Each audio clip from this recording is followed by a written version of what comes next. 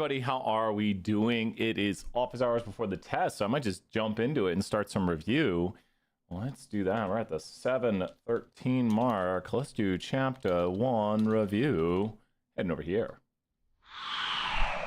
Okay, so we're just talking review right now, but if you're in the chat, you can feel free to say hi. What's some things? Well, first off, I do want to mention this. If you're watching this right now, check out the speedrun reviews. Let's put those in the chat. I would highly suggest watching a lot of these videos right here that I'm about to post, because we're just doing a review right now. I can't do everything, or else I'd literally be teaching the whole class. But if you're in the chat, feel free to say hi. You can go here to playlists, and you can see the videos right here, introduction to stats. So if you go to these videos, you'll be able to watch my full videos going over the chapters. I'd almost suggest these, like intro to stats. Here, I'll pin this right here in the link. So now it's the pinned message. So that's going to be a more thorough review right there. There's the intro to stats. You're going to see other playlists. There's me talking in the background. No. Other playlists, excuse me, I would suggest are going to be the speedrun reviews. Where's my speedruns? Around here somewhere. Speedruns, not exam 2 or exam 3. Here's exam 1 speedruns. And so I would suggest these. So speedruns. And I also think the review page basically has most of these. Mubot's going to put review 1 here in the chat, and you'll see those appearing. Good morning, Aaron. We're about to do some review, but you can pick the review we do. Just kind of mentioning things right now. Mubot's putting review 1, and you can see right here Mubot posting the review, and you can click the link Mubot's put in the chat, and it's got the review material, the review exams, what it covers, the chapter reviews, things to cover, and a lot of the videos I've made. So I highly suggest watching these, starting early, doing the videos, doing the questions, trying to solve them. Best way to do it. So chapter 1 is going to be some pretty basic stuff. And you know what? Let's bring up the review things, what it says to review, and let's look at the different topics and think of some questions. So I always like doing this right here. I'm going to the topics for exam 1, and let's think of some questions that we could be asked on this. Once again, I've seen the test, so it's kind of good to be like, hey, Brian, what questions would you come up with for this? We are opening the file eventually. This is going to open. Come on, open. That's no good. It says it's open. There we go. There we go. So the very first thing right here is quantitative versus categorical. Quantitative variables must be a what? Does anyone know the answer to that? Especially if you're in chat. Quantitative variables must be a what? There we go. Here's chapter 1. Quantitative variables must be a what? Can't say I'll tell you everything. Number, Caitlin, great job. Feel free to ask questions, Caitlin. Anything you want, ask questions. Quantitative variables must be a number. Categorical variables can be a number, like gender can be a number, but it's not your quantity of gender. Gender is still categorical, even if it's a number. So we understand quantitative versus categorical. And categorical also has subtypes. For categorical, you can have ordinal and you can have nominal. There are subtypes of quantitative too, such as discrete, which is whole numbers, like how many pizzas did you order? 1, 2, 3, 4. That's a discrete amount of pizzas. Versus continuous, which can be decimals. So continuous can be like how many pizzas did you eat? I ate half a pizza. That's a continuous amount. So quantitative must be real numbers, where categorical is groups. A special case categorical variable is an identifier. Identifiers are unique for each and every case. So an identifier is a special case categorical variable that cannot, will not repeat, and is used to identify. Recognize what is not a variable at all. I'm trying to think whatever questions come from that, but I don't know. Things are not variables. I can't think of a good test question, so it's not super important. Understand the relationship of a sample and a population. So when you do samples and populations right here, we like to say SSPP. Does anyone know what SSPP stands for? What does this stand for? What is SSPP? Because you have samples some things and population some things. Once again, check out the other videos. I go through this sort of the same way. You hear a lot of the same things from me, but this is a good review. I'll see if anyone says it in the chat, but I'll give you answers too. So sample statistics, population parameters. Yeah, Aaron on fire right there with those points. Exactly. Samples give you stats. So when you go out and you talk to a few people and you ask them, who are you voting for? This is your sample, and you would get a stat from them. But when we have the whole United States, I'm going to try here. Oh, now we got your Texas. There's Texas. There's California. There's the USA. That's my USA right there today. And when we go out and we speak to the whole United States, then this is the population, and it has a parameter. What do we mean by this? Well, you get a sample of people and ask them how they're going to vote. And they might say, whatever, candidate X. Let's say candidate X, like Professor X, candidate X. 48% are voting for Professor X, for candidate X. And then that is your estimate of the truth of the population. So you want to understand how will the whole United States vote. Your best guess of the parameter of interest is going to be this. The parameter is how they actually vote in the election. So in the election, that person might get 47%. And that would be the parameter. That's what actually happened for the population. Noel, good morning. Good to see you here. And so the parameter is the truth for the population. It's all the data. And then the sample is what we collect to get an inference from. And then the statistic is what we learn from the sample. So you have to understand statistics come from samples, SS. Populations have parameters of interest. The parameter is the thing you want to understand. The population is the group you want to understand. And I always like using the cake example. Other than the cake being a lie, cake is rather tasty. And let's draw it right here. So your mom makes this beautiful cake in 3D. You should know how to draw 3D. Wait, here we go.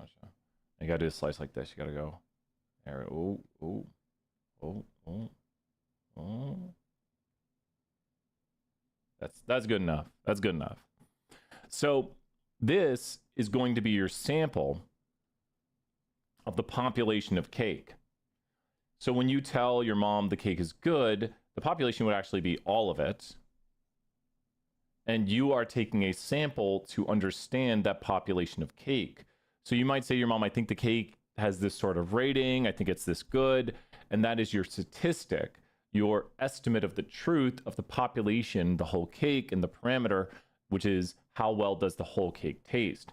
So the parameter of interest would be for a population, and the sample gives you an estimate of the parameter of interest, which parameter, once again, meaning some value of truth for a population, and population meaning the group we want to understand. Understand the need for the variable to have context. Once again, if I tell you I'm giving you two more, is that good or bad? All data needs context. I literally in class would be saying this like, all data needs context, because you know what that means, teaching the test. So if you say two more of something, is that good, bad, or is that a lot? 2 more points on a test is great. 2 more Ferraris is amazing. 2 more detentions is bad. So we need context. What is 2? Be able to recognize an identifier. A lot of times what we love to do is give you data. And I might pull up a different data set this time, or I'll use one of the ones you've seen. We'll go to the Spotify data set. I gotta send Moira the Pokemon data. And it's very easy to see what the identifier is here. And I think there might be repeats on artist, but right here you can see identifier is ID, and that is what's not going to repeat. Once again, categorical variables can be numbers, and ID is the identifier right here. Popularity is a quantitative variable. Year is quantitative because you can do math between 2016 and 1999. It is storing it currently as a nominal variable. I am going to change it. You can do these types of things in JMP. I want it to be a quantitative variable right there, and now it's quantitative via the blue. Because literally you can do distances. How far away is 1999 from 1992? 7 years. That means it's quantitative. You can then do what's called discretization to turn it into groups-ish, but that's another topic for another day and not 201. Quantity means how much, and you can figure out how many years are between 2 separate years, meaning year is a quantity of year. Popularity is a quantity of popularity. ID is not a quantity of ID, though. ID is just an identifier telling you which row we are talking about, so it's not quantitative, even though we could turn it into 1 because it is a number. Once again, showing us that categorical variables can be numbers. It's an ordinal, technically it's an ordinal identifier. It's an ordinal categorical identifier, but pretty much it's our identifier. Remember, identifiers are special case categorical variables that are unique for each and every observation. And we could see if artist is unique. It's not, though. Rihanna has a bunch, 25 different things right there. So artist is definitely not an identifier because there are multiple instances, and that's how we know if something is an identifier. If it's a categorical variable that cannot and does not repeat. Identify or understand what it means to be random. Oh my gosh. Now, are random events equally likely? True or false in the chat? Are random events equally likely? True or false? Are random events equally likely?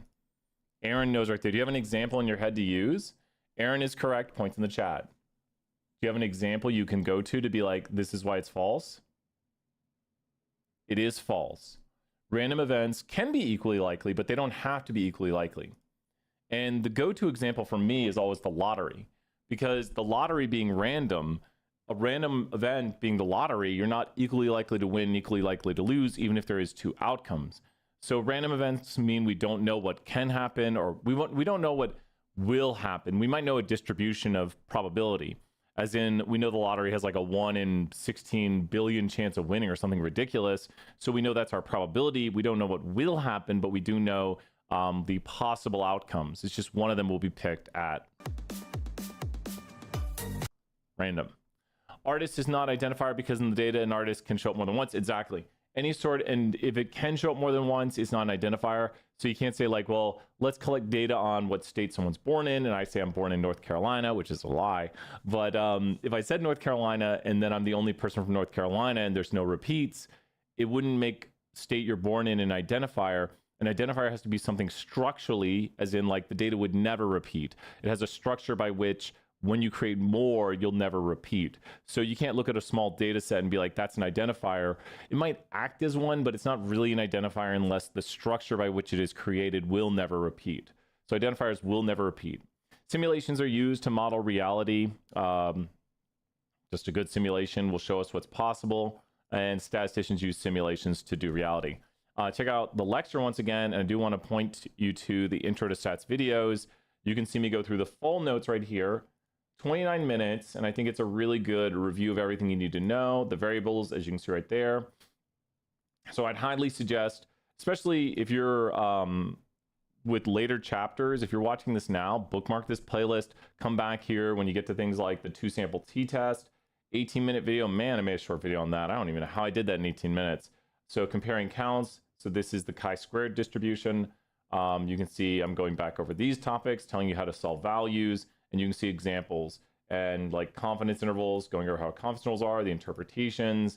So these videos will help you out. I highly suggest watching them, such as like regression is a big video right here, talking about residuals right there, talking about the equation. So check out these videos on how to do it. Artists, so address would be an identifier, but zip code, it just depends. Address might not be an identifier because my wife and I live at the same address, so it repeats. And zip codes could be an identifier if we're just doing a data set of zip codes in the United States, because then there would only be one instance of a zip code. So it has to be the structure of the data. So it really depends. The number one way to tell an identifier, and really good questions, Noel, is you would look at the data, and if you see the data doesn't repeat, as in like this right here, you can tell it's an identifier because it never repeats. There's only one of each of these, and Rihanna repeats, Sorry repeats. You can't even use the name of a song as an identifier because there are 5 songs named Sorry. There's 3 songs named Breathe. There's 3 songs named Closer. 3 songs named Don't. Name of the song? Just Don't. So you can't use those as identifiers. Like even the name of a song is not an identifier. So good questions. We'll head on to chapter 2. And we're just kind of doing, and feel free to ask questions. I'm trying to come up with questions as we do this. Ask them to you. We won't have time to get through a chapter. We'll get close to it. But now we're on to chapter 2 review. And we could switch chapters. Like we could go to harder chapters. We'll make Mubot give us the link again. But if there's a chapter you want us to do, like chapter 5 is usually the big one. This first test, people are doing pretty well, but don't underestimate it. Don't be like, I don't need to study. It's an easy test. Brian says it's the easy one. And don't freak out if you do poorly. I had a student make a 70 on this first test, and they were really freaked out, and then they aced the class. So you want to make a good grade, but people sometimes choose the wrong true, false, wrong, multiple choice. So here we are with the second one. Here we go. So this always gets me. Which of the following, and I wish we had like 100 people right here to ask this question to. Which of the following is a categorical display of data? So I'm going to type a few in. Let's see. How many people are watching?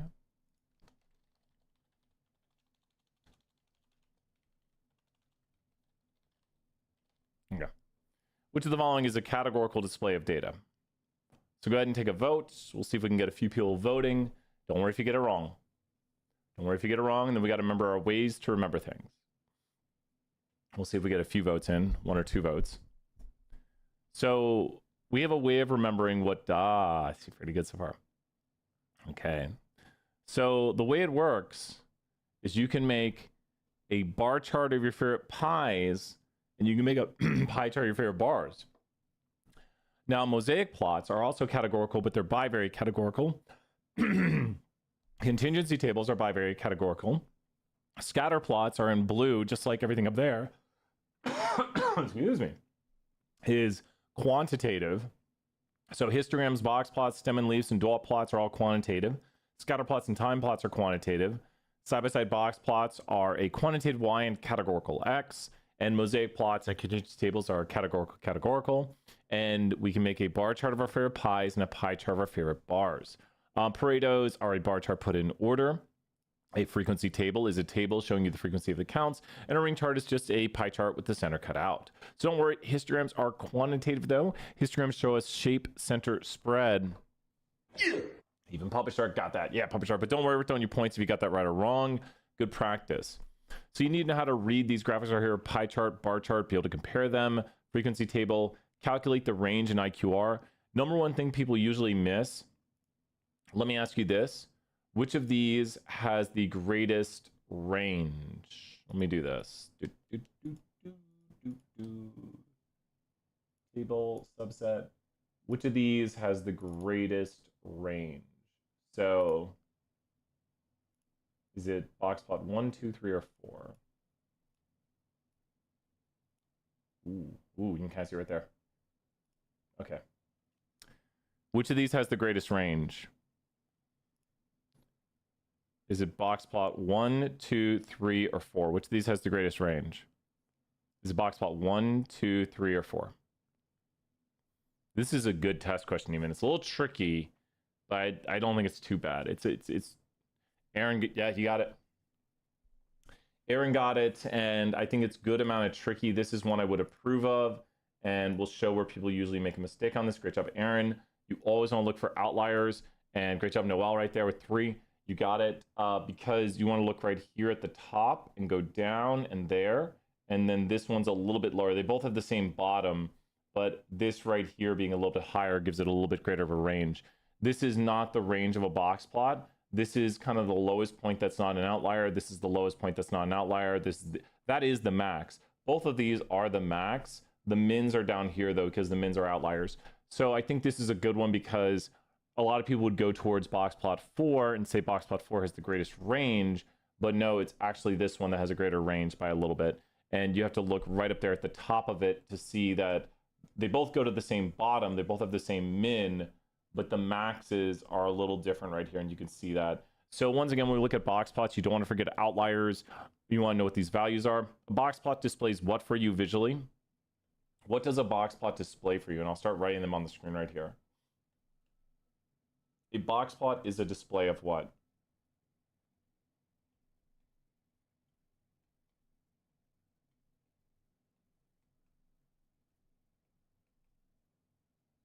What is a box plot a display of? Oh, no. Five Summer, great job, Aaron. Excellent work, Aaron. Keep up those answers. And you should be able to do this right here. Remember that the box of the box plot gives you the IQR, because that's Q3 to Q1. So you can see, great job, Noel, also. The box of the box plot is the IQR telling you the range of the middle 50%. So you should know that this also has the greatest spread to the middle 50% right there. You can just tell by the box. And you can also estimate if you have a scale over here. So if we looked, we could look at this and say the IQR for this, or you can get it. If you go right here, what is the IQR for that? What is the IQR for this box plot over here? And you can put the math in the chat. I'll say it too. So you're just, the IQR is the range of the middle 50%. So I hate that is max excluding outliers. What is? It is 23. That is correct. And it's 72 minus 49. So 72 minus 49, which we then, I didn't type the minus. Yeah, 72 minus 49, which is 23. Yep. Nice job. Good job, Noel. And so that's how we get the IQR right there. And I guess another part of chapter 2, which we want to make sure people know, is when you're comparing distributions, they should always have the same what's. So if we go right here, if you are comparing, and I'll do it right now, so this is another note to take, but if you are comparing distributions, they should always have the same what's. So I'm kind of doing it as we talk. So you can see right here, I'm going to go to them right here and go to the following. So I want to go up here. There we go, that did it. And now we'll go here. They always have the same what. What if I hold? Kind of, well, variables, yes. I'm gonna hold control and see if it does it for all of them. Oh man. I'm gonna just do it, eyeball it. I'm eyeballing it. Kind of, the same horizontal, vertical axis. So I'm giving them the same axes right here. I mean, I could go in here and do it this way. So I wish I could just edit them all. There's a quick way to do things usually. Oh, there's sports. Sports. Same, you can hold control and do it across multiple, give them the same, or give them all count axes. And so what I'm gonna do is I'm gonna bring this up to 150. Ooh, so you won't let me not start it at 0. And now you can see which ones have more data because they all start, or they all go up to 150. You can see this one has more data by giving even comparisons right here. So they should have the same axes. Does that make sense? Like this goes from 0 to 100, 0 to 0, 1, 0, 50. This one doesn't, so we got to fix this. Really? Oh, it's because this one right here doesn't technically go to 150. There we go. Really? Sure. I hate that it does that. Oh, because the increments. What are the increments on this? 25, 50. So you really, if you're doing like professional graphics, you want everything to have the same. Notice how it has the same scale right here. So here we'll make this a little bit smaller and you can see them at the same time that they have the same sort of scales. Does that make sense? Same vertical and horizontal scale on the graphics to make apples to apples comparison. So make sure to do that. What would be the proper measure of center for this data? So go ahead. Great job, Noel, right there. I'm going to put some answers on the screen so you can go ahead and click them. The proper measure of center for this data. And here we will, I've almost got the answers up. So if you're here, you get to do a poll. So what is the proper measure of center for this data? What is the proper measure of center for this data? Yep. Votes are in and people got it. And the first thing you look at before doing center is what? It's something center spread. Something center spread. What is the first thing you look at before doing center? It's something center spread. Which it's kind of in here. Yeah, it's right there, kind of. Something center spread. You do what? Shaper? Shape, center, spread. You want to do shape, center, spread. Actually, shape. Basically, distribution. Yeah, Kaylin. Good answers, Kaylin. So you're basically doing the shape of the distribution. And that's what we mean by, you know, what is the shape of the distribution? Is it symmetric? Is it skewed? So shape, center, spread. And shape tells us, in this instance, this is a what skewed monster man. We're going to draw our classic monster man right here. So what kind of monster man are we dealing with today? Good answers, good practice. Got a big tail. Left skewed monster man. There we go, left skewed monster man. So that is left to the low. What do we mean by left to the low? I mean, this is the lower side of the data. Great job, Caitlin, right there, and Noel and Aaron. So that's low skewed data. Monster man always looking back at his tail right there. Right to the high means his tail's to the high side. Look, remember, right to the high, left to the low, whatever way the monster man's tail goes. So this is left skewed low data. You can also cheat and customize the summary statistics and get a measure of skewness. And if you do this, you'll see it's negative skew. And you see the negative 1.7 right there. That means negative. Also the low outliers indicating negative skew. So we do have negative skew. Because of the negative skew, we are going to use the median as the measure of center, and then the IQR as measure of spread. IQR being 17 right here. You can also cheat and go to customize summary statistics and go to interquartile range, Q3 minus Q1, and find the IQR of 17 right there. So once again, JMP can find you a lot of these answers, hence why we use JMP, because it's nice, quick, and easy. So good stuff on that. Make sure to know that if the data is skewed, median and IQR respectively, so we can tell which side the skew is, generally by outliers, generally. There can always be weirdness with data. Like if you had data that looked like, if this goes from 0 to 100, and you had data that looked maybe like this, and then you had like a bump of an outlier over here, I would still say that is right skewed data, because if you think about your monster man, it's bimodal right skewed data with one high outlier, or low low outlier. Excuse me, everybody. Shape is symmetric. Yeah.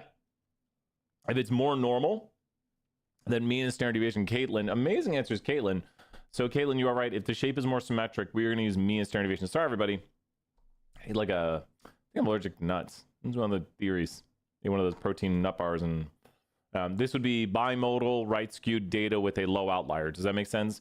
Bimodal, 2 peaks to it, right skewed data with a low outlier. So we wouldn't let the outlier dictate the skew nature to the data. This would be very weird data. It can happen. Somebody made a 0, and then the scores are more right skewed if these are scores like 0 to 100. So you can just have data can look any which way. It can be, outliers can be on any side, but this one is more of a classic look, like a bunch of low outliers and left skew data. So we see that one more commonly than like a random bump on the low side or something like that. Now I'm back. Clicked a bunch of buttons. Okay. Here we are, and we're just doing some light review of each chapter.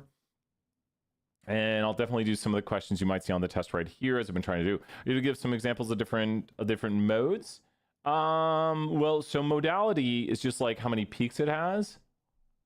So this is bimodal. That is multi, or so this is multi or trimodal. And that's unimodal. So just depending on how many peaks it has is the modality of it. So it's not like a lot of times people say mode is in most common, but it means an area of concentration of data. And so this is more of an outlier down there. The modality, the bimodality of this comes from right there. The tri, or you can call it multimodal, comes from here, here, and here. Yeah, so we won't make it too hard. We don't really go into too much like how exactly modal is it. We don't, because it is a little subjective. We try not to be subjective on the test. Really good questions right there. Thank you, Noel. We don't have that many subjective questions on the test. We want to be very straightforward. You can tell immediately what's going on in the modality. I think there's a skew question. I don't think there's one that asks modal though. So good questions. And going back to the data right here, this one's not going to work. We'll do an example. You're welcome. No, keep those questions coming, and I basically allude to what's on the test. I can be like, okay, so study this. This is very important. Let me go here to Pokemon, and let's go here to the following. We'll go to generation. We're going to make generation a nominal variable.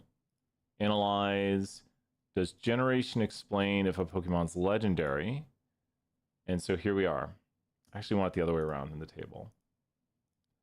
Does legendary explain generation? Because I want the table to be longer like that, just visually speaking. Okay.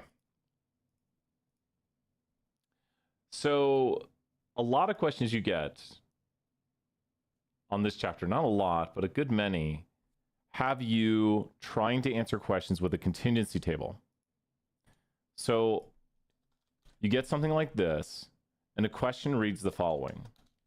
What is the probability of a Gen 1 Pokemon being legendary. What is the probability of a legendary Pokemon being Gen 1? What is the probability of a legendary Pokemon? We're spelling Pokemon all wrong.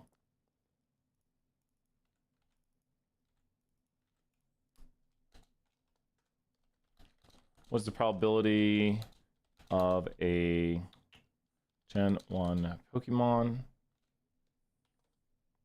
What is the probability of a Pokemon being Gen 1 and legendary?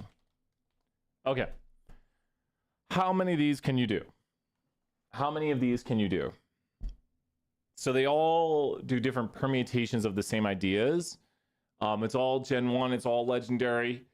So how many of these can you do? How many of these could you get right? Try to do them all right here. We'll give it a moment. I gotta save that on the board. What do you think?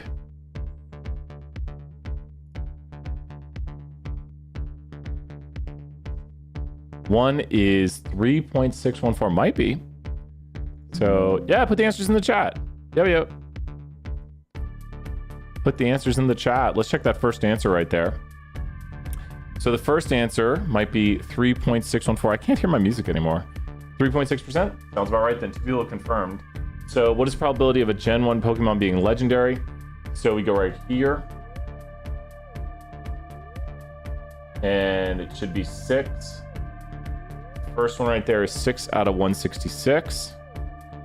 And this is a conditional distribution. Oops, I did 7. Don't know how I even did that. 6 out of 166. There it is right there.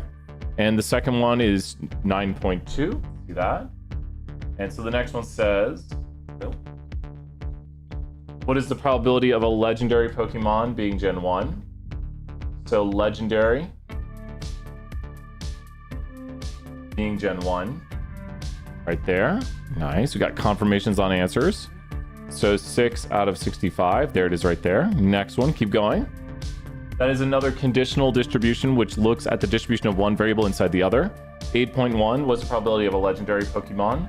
So now this is a marginal distribution. So you go to the margin right here. So that is a marginal for question 3. And the answer is 65 over 800. Nice job. Keep going. Keep going. Good work. That is a marginal. Next one is 2.1. What is the probability of a Gen 1 Pokemon? Double check that one. It might be 21%. Probably something like 21%. I bet it's 21%.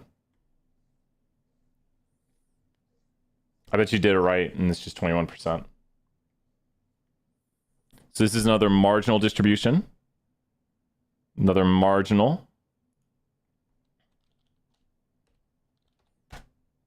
Yeah, 21% or 20.7%. So no, that's all right. Yeah, no, that's all right. It's, use the 6. Yeah, no, you want to go. So what is the probability of a Gen 1 Pokemon? You would just go to here, like the margins, and look at Gen 1. What is the probability of Gen 1 from all the Pokemon? So there you go. And what about the last one? What's the probability of a Pokemon being Gen 1 and legendary? Gen 1 and legendary. What's the probability it's Gen 1 and legendary? 0.75. That sounds about right. Let's see right here. So that'd be right here. Or we should go and do out of all the Pokemon, what is the probability it's this and this? And so that would be 6 out of 800, which is, yeah, that's exactly right. That makes sense. Because 6/8, if you add the zeros to it, 6/8 is, this one would be 6 over 800. Any questions on any of these? How we got all of them? And once again, it is recorded, but let me know on like which question. These two, these are conditional, these are marginal, and this is a cell. A cell is just one of these little things inside of here, and you're just looking at the one cell, like what is the combo of this and this? Like out of all the Pokemon, what is the combo of this and this? These are conditional because they say things like, what is the probability of a Gen 1 Pokemon being this. So you look within it at this right here. So what is the probability of a legendary Pokemon being Gen 1? And then these are just marginal because all they do is look at just one of the variables. What is the probability of a legendary Pokemon?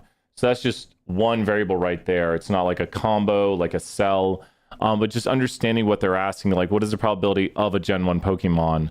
Well, that's just what percent of Pokemon are Gen 1 out of all the Pokemon. What is the probability of a legendary Pokemon? So if we go back to question 2, we have to go to the legendary Pokemon. So we have to say, okay, here's the legendary Pokemon. And then out of those, how many are Gen 1? And that's question number 2 right there that we were just showing how to solve. So what is the probability of a legendary Pokemon? So we'd highlight the legendary Pokemon and get the probability of it being Gen 1. How are we doing on these right here? Any questions? So majority of this chapter. And if you look at a mosaic plot, you should be able to tell when there's differences. If you look, you can kind of see differences where which generation had the most legendary Pokemon. Which generation had a lot more legendary Pokemon? And it's a little hard to see if you look at the graphic, but which generation had the most legendary Pokemon? Which gen? You can actually flip it. Might even look better. Anyone tell looking at it? It is blue. Problem is blue is 3. So it is a little hard to tell, but it's easier here with this, with it flipped. And you can see Gen 2 had less.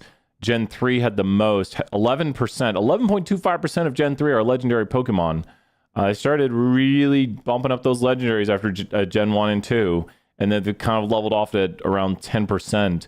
So it was a little higher than 10%. Does that make sense? 1 and 2 have the least amount. You can also see it over here. 1 and 2 are actually red and green. 3 is this one, and 3 makes up more of the legendary. 27 or 28% of the Pokemon that are legendary are from Gen 3. So Gen 3 and then Gen 4 have a lot more than you would expect. Gen 1 has way lower. So there's big... Yeah, I know it's a little tricky. And that's why you could look down here, and especially if you do the percentages, like a row percentage, you could then do this right here. You could remove that, and you could do the percentages. So this is, we actually want to do column percentages, look better. So here you can see the percent of legendaries, and these are the numbers we have. So you would see that only 3.6%. Is it the height or width you're looking at? So the widths of the bars at the bottom tell you that a lot of less of the Pokemon are legendary. So the widths down here, yeah. So these outsides of it are marginal distributions. Down here at the bottom, a lot less Pokemon are legendary. That's why there's a bigger length to false than there is to true. And then within the true, you can see the distribution of generations. It might work easier. Let me pull up Survey 10. Usually it's easier if we have easy to understand data. Do I have Survey 10? Surely I have Survey 10 on this computer. 1 second here, I'm going to blank the screen. Survey 10. Survey 22. I swear I have Survey 10 on here somewhere. Survey 10. Okay, I'm getting Survey 10 open. 1 moment. Favorite Survey 10. That's all people know from my class. We know Survey 10. Okay, Survey 10's loaded in. It's going to be a lot easier to understand this data set right here with something like gender, and then we go to, do you have a significant other? So who's more likely to have a significant other right here, males or females? Just look at this graphic right here and tell me who's more likely to have a significant other, males or females? So if you look within females and within males, who's more likely? Females, exactly. Because the percent of males who don't have a significant other is 51%, and that's how much of the within. I feel like super question with women mosaic plot be useful. I like mosaic. So for categorical data, 2 categorical variables, mosaic plots are really good. You could also make side-by-side bar charts. Frankly, some people like that more for the literature. So if I were to go over here to Graph Builder and do something like gender and significant other, I could probably make a different type of variable right here. And if we go to bars right here, and some people might prefer to do something like this, where you look at, we'll hit done for the moment. And then you can see, I think it's harder to see, but some people prefer side-by-side bar charts or like a pivot table. but you can see 40% of males have a significant other. I rounded it, and about 50% of females have a significant other. And then you can see there's slightly more females in the survey because the female bar along the bottom right here is longer. And you notice how there's how many females who took this survey. How many females took the survey? Just look at the table and tell me how many females took the survey. So just look at the table. And then you could figure out the percent. 386. So that bar on the bottom is longer because it represents 55% of the area. So this is like 55% of the width along the bottom here compared to the 45% male. But if we go back to our legendary Pokemon graphic, which we lost, we did. In the legendary Pokemon graphic right here, you can see there's less legendary Pokemon because the true takes up so little area. That's because the true is 65 Pokemon. There's the 65 right there out of the 800. So the true only takes up 8% of the area along the bottom. That's the marginal distribution. So check out, and I do suggest this if you want, or I highly suggest it if you want, go check out the video right here on chapter 3, and you'll see me going back into the cells, the marginals, the conditionals, and giving examples, showing mosaic plots, and showing you multiple examples, going over the differences in the marginals and the conditionals, and telling if there's an association. It's only 16 minutes. I feel like I should have made it longer, but I try to just like stick to points. And without anyone there to ask questions, I don't have a lot to go off of. I'm like, okay, next topic, let's keep going. So they're kind of to the point, quick videos. Calculating a z-score and finding this. Yeah, let's do that. Here we'll go to chapter 5. Let's do that. Chapter 5 is usually people get stuck. Let's put that in the notes right here. Oh, I forgot to put chapter 3 review. Oh, we'll put an estimated timestamp on that. Sure. Chapter 3 review. I forgot to timestamp it. That timestamp's gonna be off. That's the forgot to timestamp song. Chapter 5 review. Okay. So we're gonna do some chapter 5 right now, and I'm gonna pull up the applet right here and show you some of the harder questions people get wrong. So we're going to do 2 or 3 questions on this, and we'll probably do a lot of these during class, but I swear people get to these questions, they say, I got no idea how to do this. I'm stuck. Let's say the following. The Stat1 test had a mean of 70 and a standard deviation of 10. You scored in the 99th percentile. What did you score on the test? I'm going to write that down right here, but you could go to the applet and find the answer, but that's going to be too easy.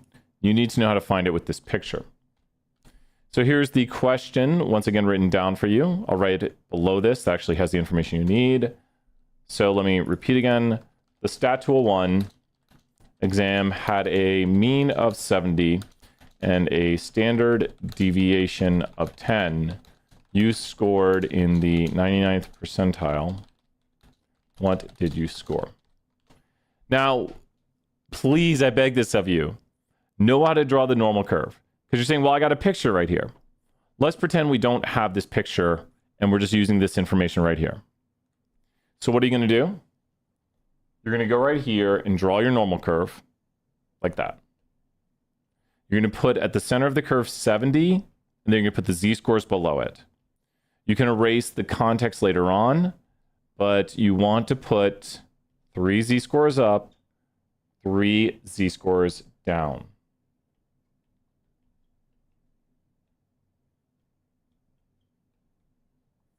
And then you want to know the 68, 95, 99.7 rule. 68 is the area between -1 and 1.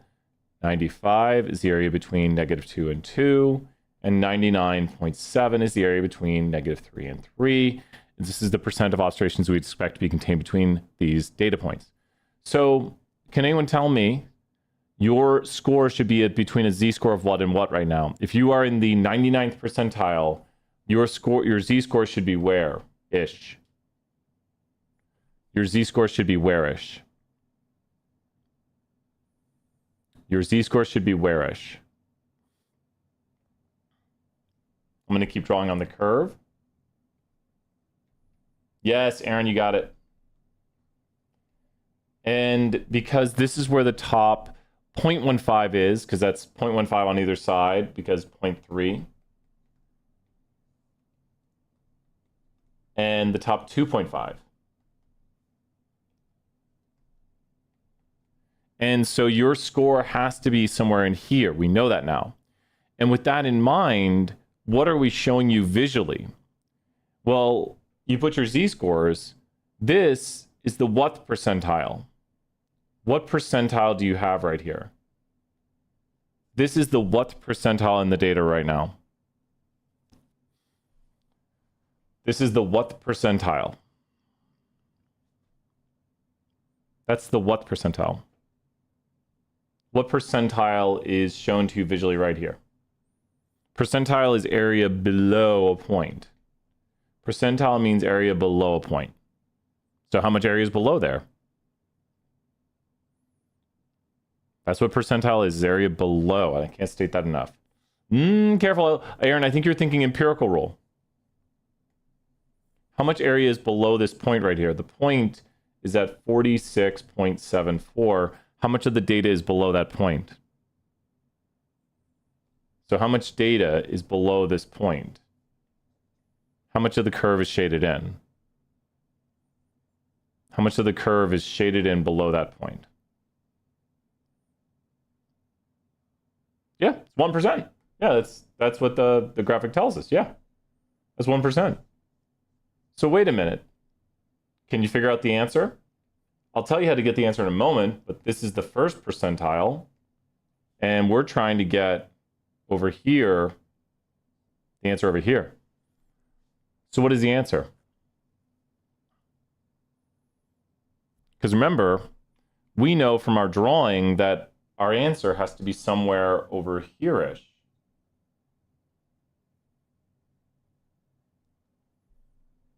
So here's a tip.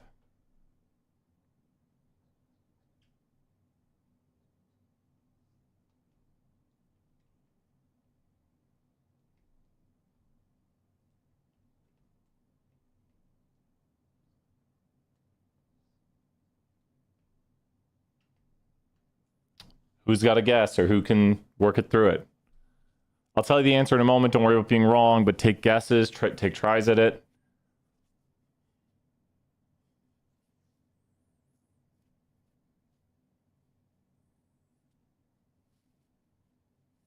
Who's got a shot at it? Don't worry about being wrong. Or give me theory on it. What are your thoughts?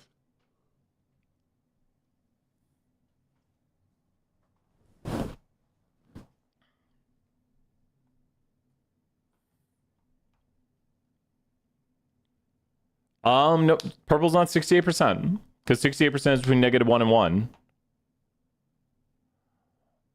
Well, so think about where is this line at right here? Where is that line at right there? Where is that line I just highlighted in blue? Where is that line in blue?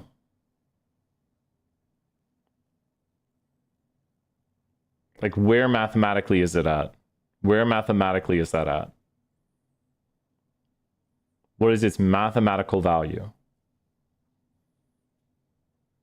Well, that's its z-score, correct. What is its z-score is 2.3263. But what is its numeric value on the test? Not 57. Good. Between 40 and 50, what exactly is it? You're on the right track. It's kind of 47. Give more decimals. You're on the right track. 47's right rounded, but give more decimals. Give more decimals, though. I want to 2 decimals. What is it? To 2 decimals, what is it? To 2 decimals. Great job. Really good practice. Yeah, it's right here. There we go. So, and great job, Caitlin, too. How far is that away from 70? How far is that away from 70? So how far is that below 70? Yeah, I want people to see it. No, that's why I'm like, well, what is it? Like, how are you finding that? And then you know how to read the graphic. How far is that away from 70? Well, if we just subtract, we can get 23.26. About 24? Yeah, you know what we could do. Here, watch this. Make life easier. Now it is 24. There you go. Okay, now it's 24 to make life easier. It's just practice. All right. So where would that put the top 1% then? If that is 24 below, where would the top 1% be? Where would the top 1% be if the lowest 1% is 24 below, the top 1% would be where? And then you'll be like, oh, if that's the bottom 1%, the top 1% would be where? Because it's symmetric. Yep, a 94% grade, right? Because you would just go plus 24 to 70, and you wouldn't go down, you'd go up. Does that make sense? And Caitlin's seeing it too. And if we grab this right here, you can see all you'd have to do on the applet is just go over here, and you see we did a rounding. He'll just round it to 0 decimals, so there it is, 47. Now it's 93. So now if it was 23, we could have just rounded it to 23, and then if this is 23 below, this is 23 above. Does that make sense? What you're doing right here, like this is the top 1%, which is also known as the 99th percentile, but that's area below. And you could do the bottom 1%. Yes, on the test, you'll be given pictures like this. Great answers, Caitlin. So you'll be given pictures, and you'll have to know how to get certain solves. You'll have to know how to use it and solve out something like this that we just did. And then down here, you could get guesstimates of it, and you'd be like, well, it has to be between 90 and 100.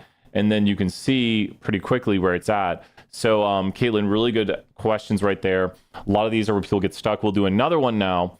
And feel free to ask questions if you're stuck on it. And so I'm going to come up with a whole different question right here, similar S to that. We'll do the same sort of grades on a test with a mean of 70 and standard deviation of 10. This time I'm going to enter in here. And let me do the following.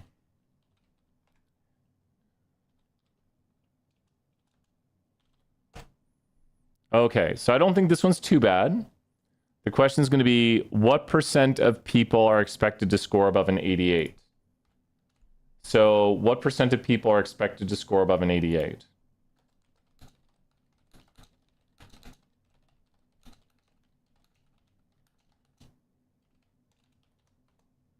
Okay. What percent of people are expected to score above? Not Anne? Percent of people are expected to score above 88. Someone might get this one really quick. Someone might get it super duper quick. Oh no, our new luggage is a tiny bit bigger than Delta allows. That is ridiculous. Literally. Maybe that's why people are getting rid of it. Who knows this one right here? And once again, I would take our drawing and I'll start drawing this. See if you can get the answer while I try this. Not 96. Good guess. That might be an exact answer. Aaron, you might have an exact answer. Use the information on the graphic. That's Aaron, that sounds about right, but use the numbers on the graphic. You might have, yeah, use the numbers on the graphic. No, but good job, Aaron, right there, and good guess, Noel. What? Oh, changed to white.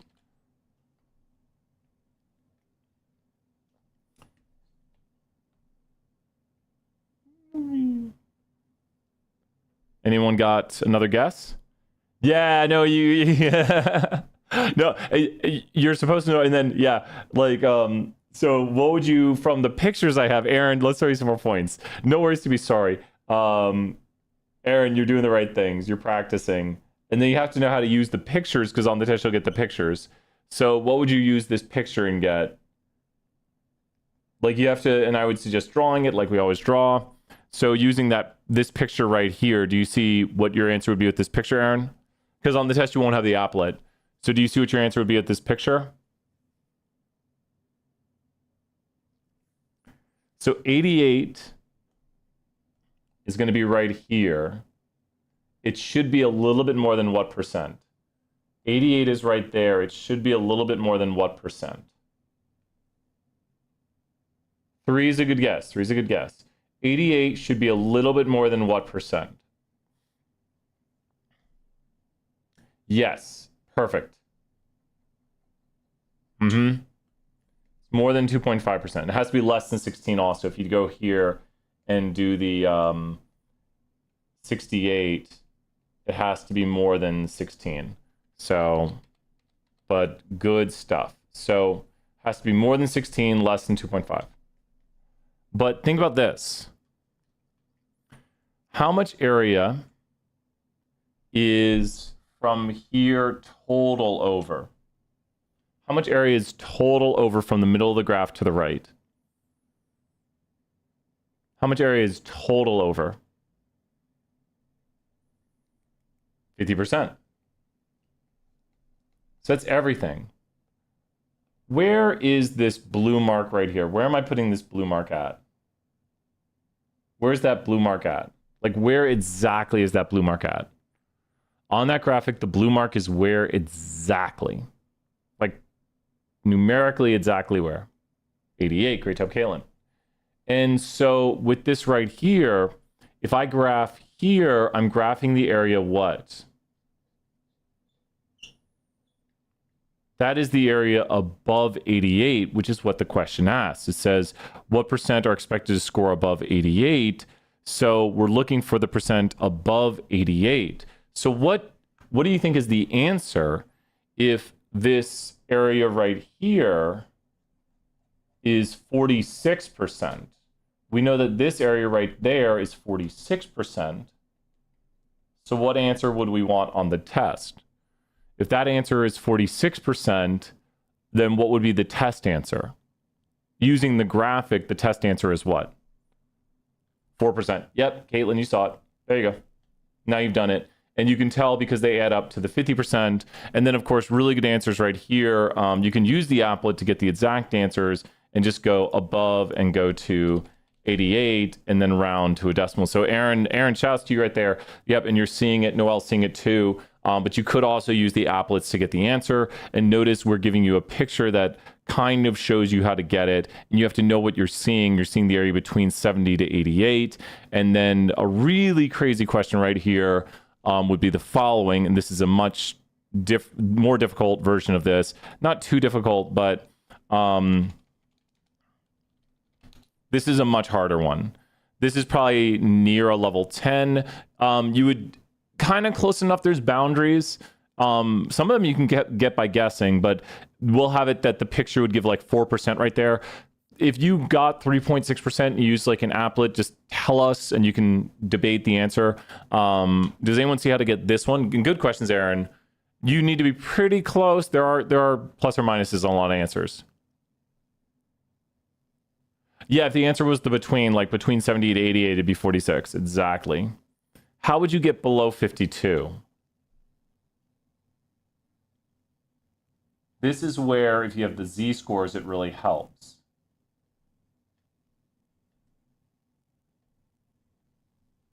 This is where, if you have the z-scores, it really helps. And you might see it visually now.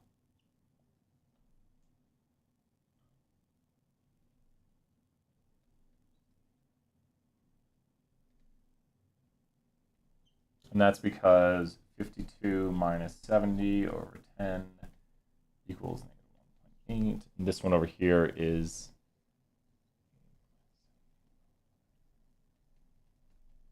that's observation minus mean over standard deviation. So what is the area below 52?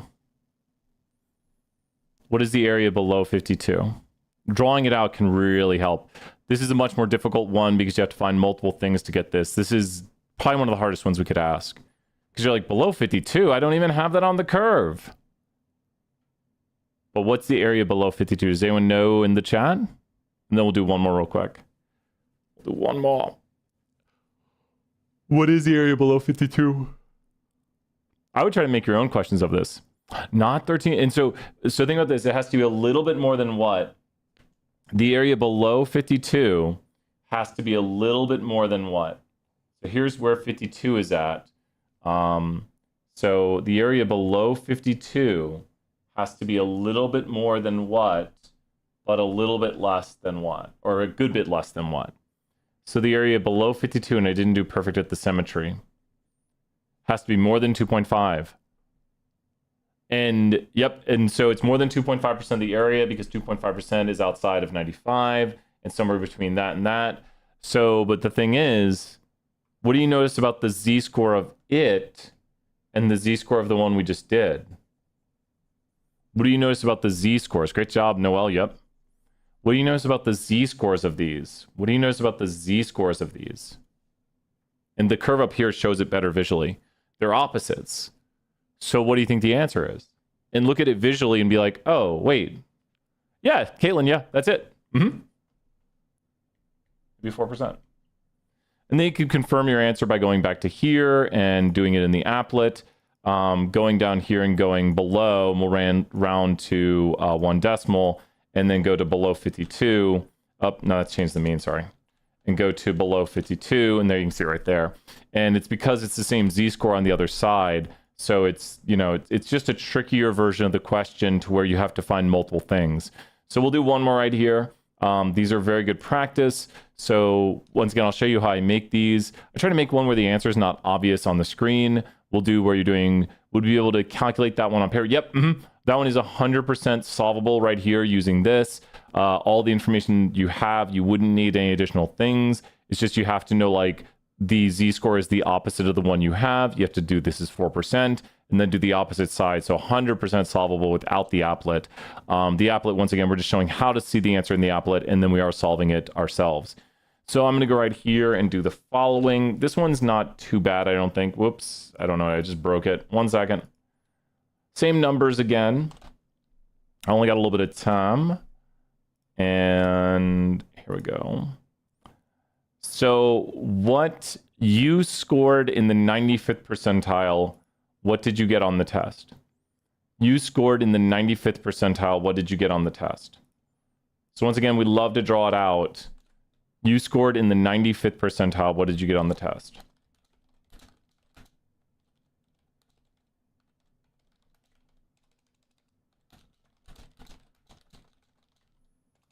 And do remember that percentile means area below. So that's a huge help when doing these. You scored in the 95th percentile. What did you get on the test? Now I'll let someone try to answer, and then I'll show it.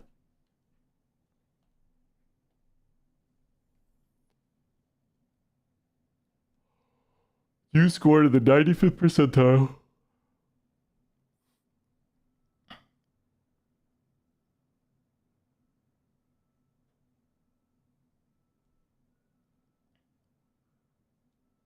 Don't worry about being wrong. Just take a shot. We'll give points either way. Not a 90. Good guess. Not an 80. How much of the area is this shaded in right here? How much of the area is that shaded in? How much area is shaded in on the curve right now? How much area is shaded in? How much area is shaded in on the curve? Visually speaking, how much area is shaded in? Not 68. Good tries, good guesses. 68 is between here and here. Well, that's between these numbers. That is correct. So that's what's between. That's these points right here. Not 95. Good. Closer. How much data is shaded between here? 95 is between -2 and 2 z-scores. 90%. So 90% of the data is shaded here. And that's because we have the applet doing this. We're not using the empirical rule right now. How much area is now on one side of the curve? How much area is on one side of the curve? Like on one of those arrows. So it literally says 90%. That's how we got the 90. It's literally saying 90%. 10% total, right? So 5% on either side. Great job, Aaron, right there. So it's 5% right here, 5% right here. So does anyone see the answer to what you scored being in the 95th percentile? What did you score? And great job, Noel, right there. What did you score being in the 95th percentile? What was your score being in the 95th percentile? What was your score being in the 95th percentile? Anyone see it? You gotta know what percentile means. I don't want to show the answer quite yet. Once again, don't worry about being wrong. Close, Noel, closer. I want an exact number, though.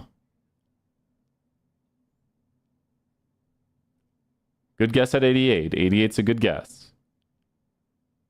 Because you'd have to be above the mean between a z-score of 1 and 2.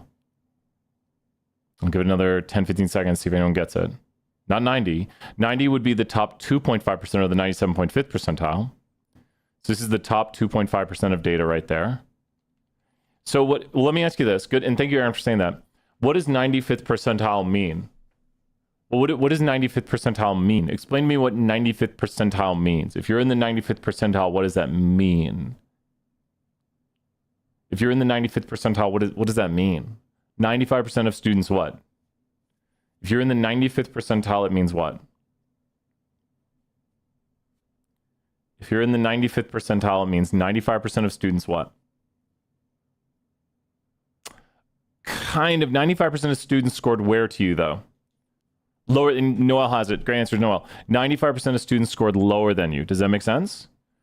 So do you see where I've marked on the curve where 95% of the data would be below a point? Because if you go through this, this is 90% and this is 95.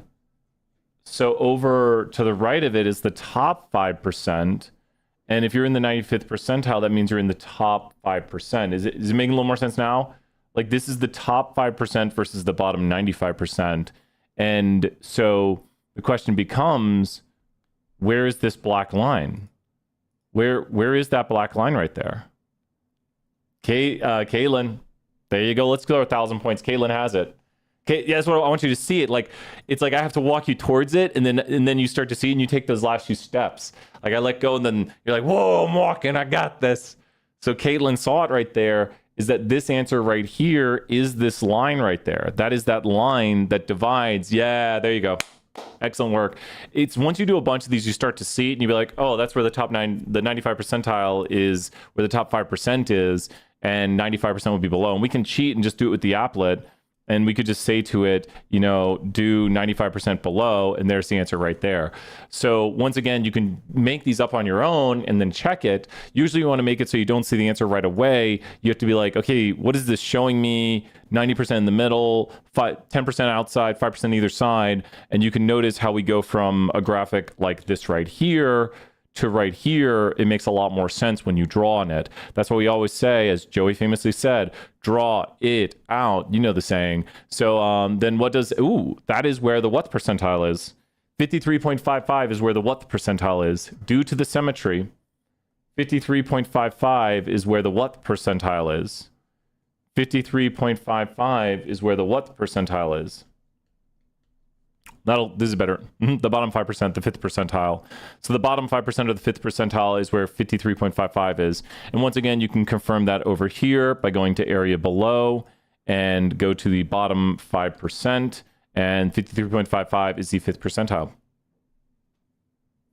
Good work, really good work, and really good questions. These are tougher.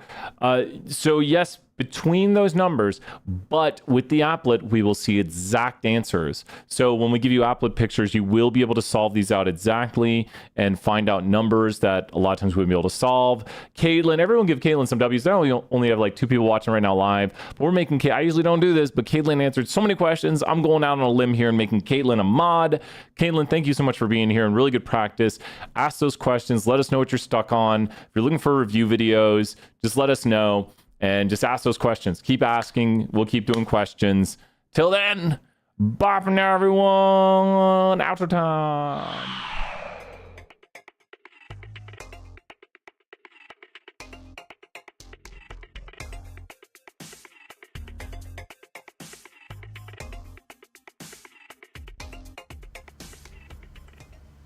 Hey, Brian, what's up? Hey, Adam. Oh, what's this?